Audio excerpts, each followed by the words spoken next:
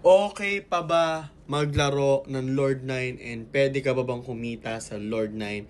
So, discuss natin today. So, syempre, if ikaw ay naglalaro ng Lord 9, no, very important na dapat yung guild na nakasali ka, syempre medyo malaki and meron kang nakukuha contribution, kasi kung wala kang nakukuha contribution sa every guild bosses, no, na kiniklear ninyo, and tawag doon, maski doon sa mga boss hunts na tinatawag, no, kung wala kang nakukuha dyan guys, syempre wala kang ROI. So syempre if ikaw ay tao na naglalaro lang tapos hindi ka makakuha ng mga good items, ayun nga, I think medyo imposible sa'yo maka-ROI, no?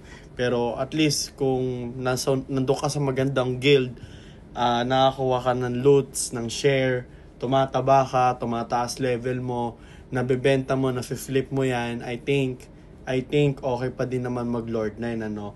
Ang kagandahan lang din naman dito guys, syempre if ikaw ay nakafocus lang sa puro benta since few months ago, especially August, no. Ang nangyari naman yan guys is, syempre since for example, ang dami mo nang kinita ngayon, no.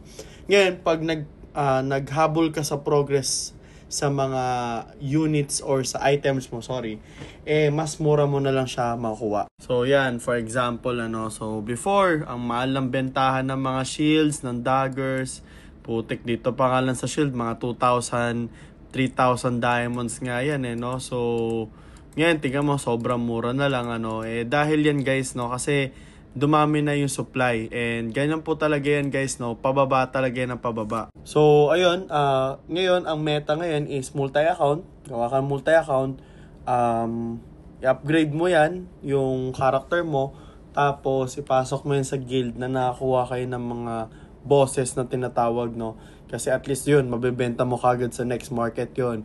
If wala ka naman sa ganon na part, no, I think ang gawin mo is hanap ka ng guild sa server mo, kung meron man sila, na pwede kang makakuha ng guild loots, no, ika nga, na syempre sa participation. And if wala, ang gawin mo is magpalit ka na ng server, kasi kung hindi ka mapapalit ng server, sayang lahat ng ginastos mo. So yun lang po muna for now, an update from Lord 9, and see you guys on the next video.